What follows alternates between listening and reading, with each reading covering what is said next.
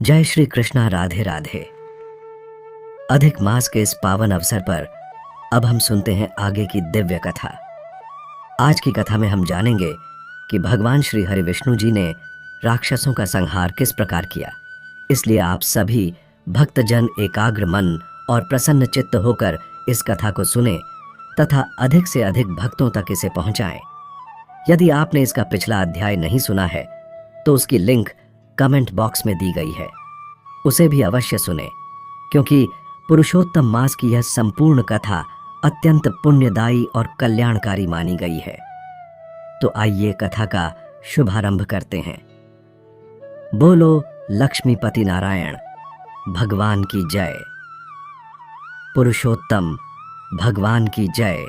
अगस्त्य मुनि श्री राम जी से कहने लगे, हे रघुनंदन, जिस प्रकार वर्षा रथों में घने बादल किसी विशाल पर्वत को चारों ओर से घेरकर उस पर जल की वर्षा करते हैं, उसी प्रकार गर्जना करते हुए वे बलशाली राक्षस अस्त्र शस्त्रों की वर्षा करके भगवान नारायण पर आक्रमण करने लगे। भगवान श्री हरि विष्णु जी का दिव्य श्यामल स्वरूप अत्यंत मनोहर दिखाई दे रहा था। दूसरी ओर असंख्य राक्षस अपने अपने अस्त्रों और शस्त्रों के साथ उन्हें चारों दिशाओं से घेर चुके थे। यह दृश्य ऐसा प्रतीत हो रहा था मानो किसी काले पर्वत को चारों ओर से बादलों ने घेर लिया हो और उस पर घनघोर वर्षा हो रही हो। राक्षसों द्वारा छोड़े गए बाण वज्र के समान कठोर और वायु तथा मन के समान तीव्र गति वाले थे। वे सभी भगवान विष्णु जी के शरीर में प्रवेश करते हुए ऐसे लीन हो जाते थे जैसे प्रलय काल में समस्त लोक परमात्मा में समा जाते हैं। रथों पर बैठे योद्धा, हाथियों पर आरूढ़ महाबली सैनिक, घुड़सवार और पैदल सेना सभी भगवान पर एक साथ टूट पड़े। उन राक्षस राजाओं के शरीर पर्वतों के समान विशाल थे। उन्होंने शक्ति, शूल, तोमर, गदा और बाणों की ऐसी वर्षा की कि मानो भगवान के चारों ओर अस्त्रों का एक भयंकर जाल बुन दिया हो। लेकिन भगवान श्री हरि विष्णु जी तो समस्त ब्रह्मांड के स्वामी हैं। उन्होंने अपने दिव्य सारंग धनुष को उठाया और उसे पूर्ण बल से खींचकर बाणों की वर्षा आरंभ कर दी। उनके द्वारा छोड़े गए बाण वज्र के समान कठोर और मन के समान तीव्र गति वाले थे। उन बाणों ने देखते ही देखते सैकड़ों और हजारों राक्षसों के शरीरों को टुकड़े टुकड़े कर दिया। जैसे प्रचंड वायु उमड़ते हुए बादलों को तितर बितर कर देती है, वैसे ही भगवान के बाणों ने राक्षसों की सेना को अस्त व्यस्त कर दिया। इसके बाद पुरुषोत्तम भगवान श्री हरि ने अपना दिव्य पंचजन्य शंख बजाया। भगवान द्वारा पूर्ण शक्ति से फूंका गया वह शंख तीनों लोकों में गूंज उठा। उसकी ध्वनि इतनी भयंकर और प्रभावशाली थी कि समस्त दिशाएं कांप उठीं। जिस प्रकार वन में सिंह की दहाड़ सुनकर मदमस्त हाथी भी भयभीत हो जाते हैं, उसी प्रकार पंचजन्य की ध्वनि सुनकर राक्षसों के हृदय कांप उठे। उनके घोड़े भय से स्थिर नहीं रह सके, हाथियों का मद उतर गया और अनेक योद्धा अपने रथों से नीचे गिर पड़े।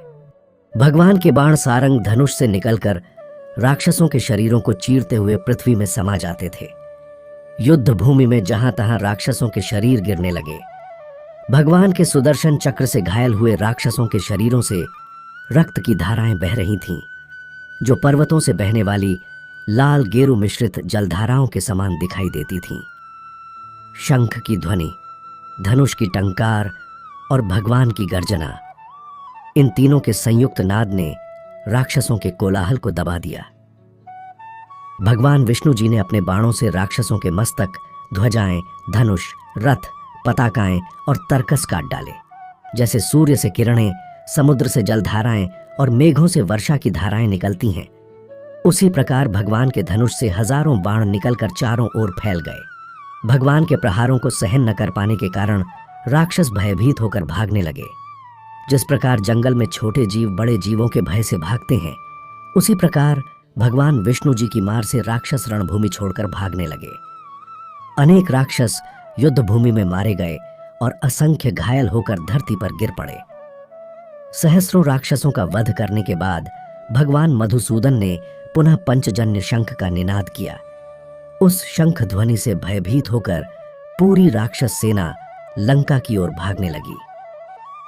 तभी राक्षस राज सुमाली ने अपनी सेना को संभालते हुए भगवान विष्णु जी का मार्ग रोक लिया।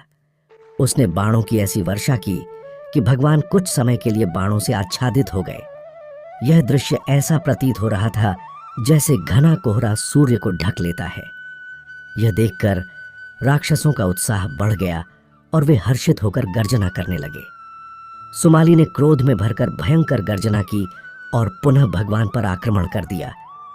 तब भगवान विष्णु जी ने एक तीक्ष्ण बाण छोड़कर उसके सारथी का मस्तक काट डाला।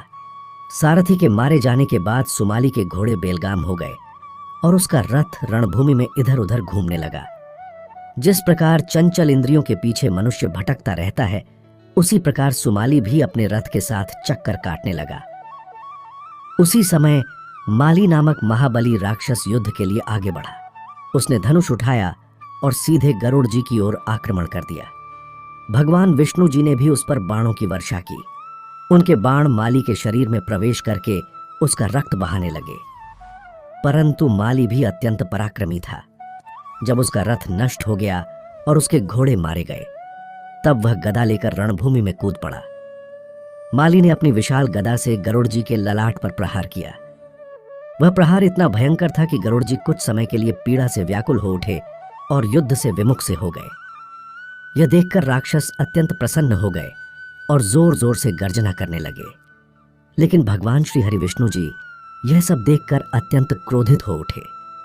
उन्होंने गरुड़ जी की पीठ पर तिरछे होकर बैठते हुए सीधे माली का सामना किया और देखते ही देखते उसका वध कर दिया।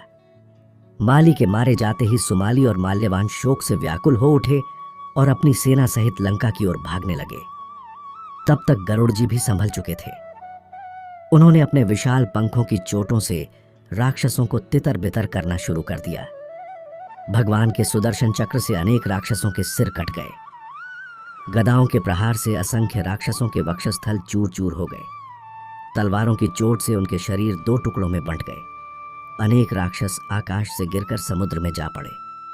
भगवान विष्णु जी निरंतर अपने दिव्य बाणों से राक्षसों का संहार कर रहे थे। पीतांबर धारण किए हुए श्याम सुंदर भगवान उस समय विद्युत से सुशोभित मेघ के समान दिव्य दिखाई दे रहे थे। राक्षसों की सेना अस्त व्यस्त हो चुकी थी। उनके छत्र कट चुके थे, अस्त्र शस्त्र गिर चुके थे और उनका सारा अभिमान नष्ट हो चुका था। भगवान के बाणों और चक्र के प्रहार से राक्षस पर्वतों के समान धरती पर गिर रहे थे। उनके मणियों से जड़े हार, मुकुट और कुंडल चारों ओर बिखर गए थे। देखते ही देखते युद्धभूमि राक्षसों की लाशों से भर गई। ऐसा प्रतीत हो रहा था मानो वहां नीले पर्वतों की श्रृंखला बिछ गई हो। बची हुई राक्षस सेना भयभीत होकर भागने लगी। जब भगवान विष्णु जी ने भागती हुई सेना का पीछा करना आरंभ किया, तब माल्यवान पीछे मुड़ा और पुनः युद्ध के लिए तैयार हो गया। अब आगे क्या हुआ? भगवान विष्णु जी और माल्यवान के बीच कैसा भयंकर युद्ध हुआ, यह हम अगले अध्याय में जानेंगे। यदि आपको आज की यह कथा अच्छी लगी हो तो कमेंट में अवश्य लिखें। जय श्री हरि विष्णु। कथा को अधिक से अधिक भक्तों तक शेयर करें ताकि पुरुषोत्तम मास का यह दिव्य ज्ञान सभी तक पहुंच सके।